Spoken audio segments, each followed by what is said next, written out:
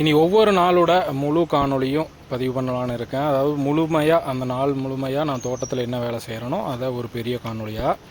இந்த நாளோட துவக்கமே நாய்க்குட்டிகளுக்கு பிஸ்கட் போடுறதுல தான் ஆரம்பிக்கும். காரணம் என்னென்னா, ஒரு எதிர்பார்ப்போடையே வாசலில் நின்றுட்டுருக்கோம்.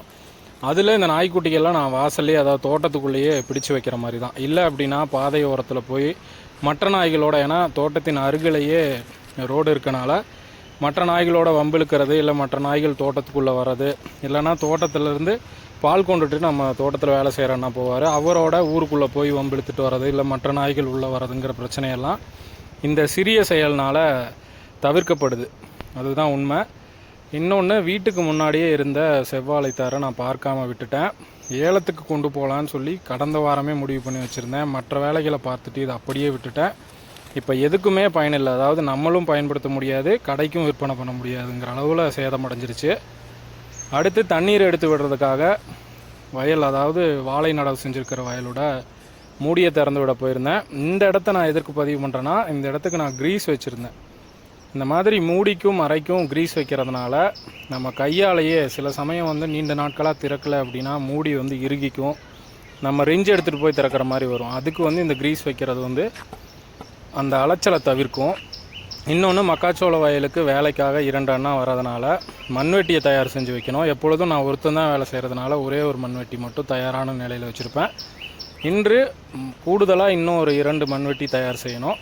ஏற்கனவே இருக்குது, ஆனால் அது கலண்டு வரதுனால ஒரு நெகிழி உள்ளே வச்சோம் அப்படின்னா, அதாவது பிவிசி பைப்போ, இல்லை நான் வைக்கிறது வந்து இந்த ஸ்வீட் பாக்ஸோட மூடியை சிறிதளவாக துண்டித்து அதை வச்சு தயார் செஞ்சு வச்சுட்டு புண்ணாக்கு கொண்டு போய் மீன்களுக்கு போடலாம். ஏன்னா சிறிதளவு புண்ணாக்கு கிடச்சிது நம்ம எண்ணெய் ஆட்டிகிட்டு வந்ததில். அதை மீன்களுக்கு, ஏன்னா மீன்களுக்கு அவ்வளோவா நான் புண்ணாக்கு கொடுக்கறதில்ல, ஏன்னா அது விலை அதிகமாக இருக்கும், நமக்கு எப்பொழுதுமே அது கிடைக்காது. அப்படிங்கிறதுனால எப்போவாவது கிடைக்கிறப்ப மீன்களுக்கு போடுவேன். இது நிஜமாகவே மீன்களுக்கு வந்து உகந்தது, ஆனால் உடனே எடுத்து சாப்பிடாதுங்கிறது எனக்கு தெரியும்.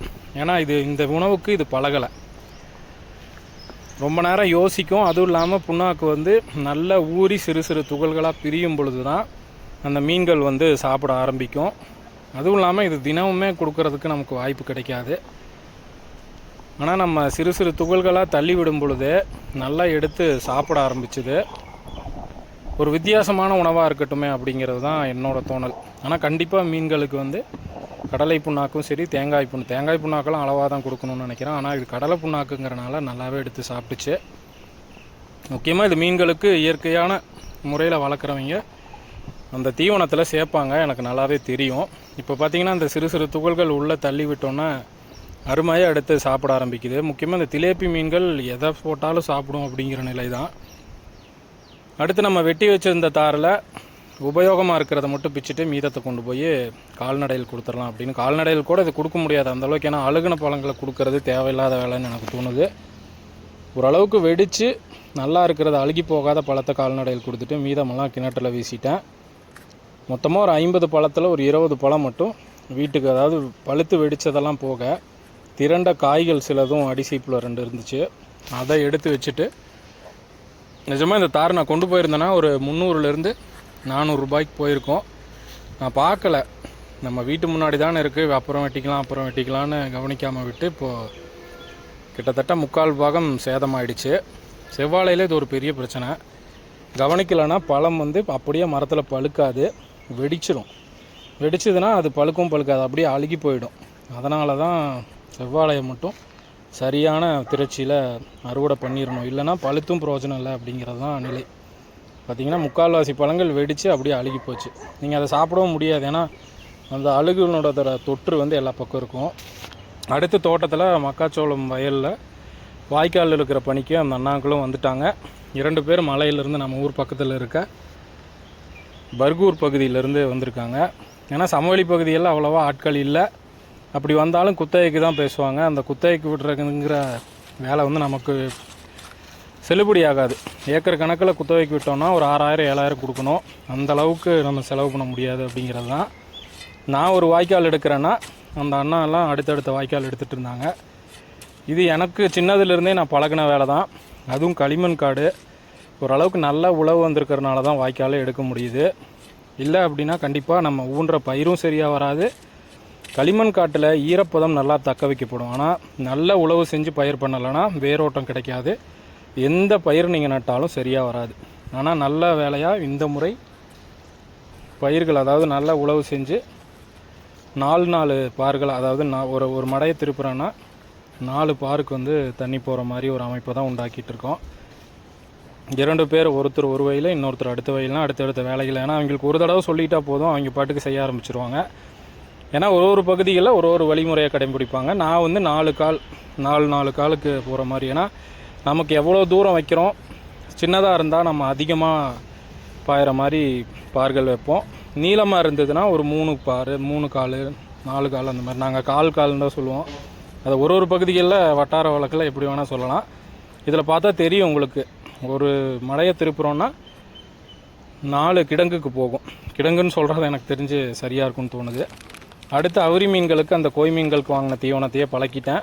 இது அவுரி மீன் சொல்கிறதா விரால்னு சொல்கிறதானே தெரியல. எனக்கு தெரிஞ்சு இது ஒரு 99% விராலாக தான் இருக்குன்னு நினைக்கிறேன். எப்படி மீன் பண்ணையில் தெரியாமல் கொடுத்தாங்கன்னு எனக்கு தெரியல. ஏன்னா நான் அவ்வளோ நம்பிக்கையாக வாங்கினேன். ஏன்னா விரால் மீன் வளர்க்கணுன்னு எனக்கு அவ்வளோ ஒன்றும் ஆசை இல்லை.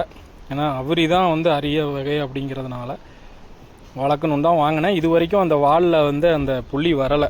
அதுதான் அடையாளமே. இன்னொன்று, இது வரி வர ஆரம்பிச்சிருச்சு. வரி வந்துச்சுனாவே உடல் முழுவதும் அது கண்டிப்பாக விரால் மீனாக தான் இருக்கும். இன்னும் கொஞ்சம் வளர்ந்ததுன்னா தெரியும்.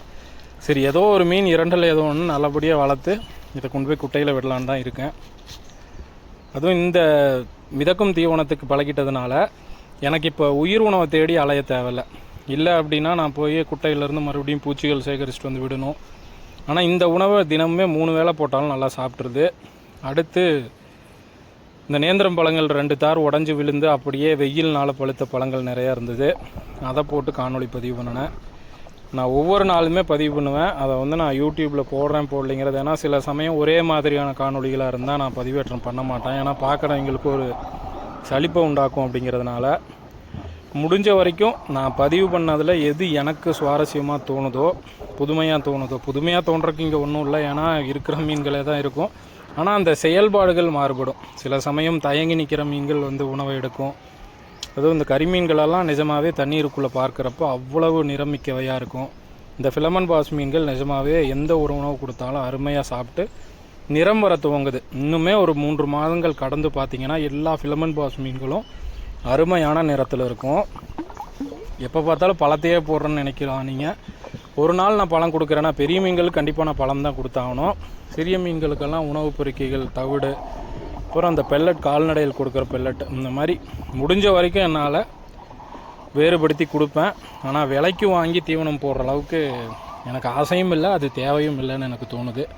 அதுவும் இந்த சீசி கெண்டை மீன்னா அந்த பழத்தை நல்லா சாப்பிட்டு பழகிடுச்சு. சீசி கெண்டை மீனோட பண்பு என்னென்னா எப்பொழுதுமே மட்கிய உணவுகளை தான், அதாவது இந்த இலைத்தலை இல்லை ஏதாவது ஒரு மரத்தோட கிளை உள்ள விழுக்குதுன்னா அதை மட்க விட்டு அதை தான் அதிகமாக சாப்பிடும். அதுக்கு வாழைப்பழங்கள் கிடைக்குதுன்னா கண்டிப்பாக அது சொல்லவே தேவையில்லை, கொடுத்து வச்ச மாதிரி தான் எடுத்து சாப்பிட்டுக்கும். அதுதான் நடக்குதும் கூட.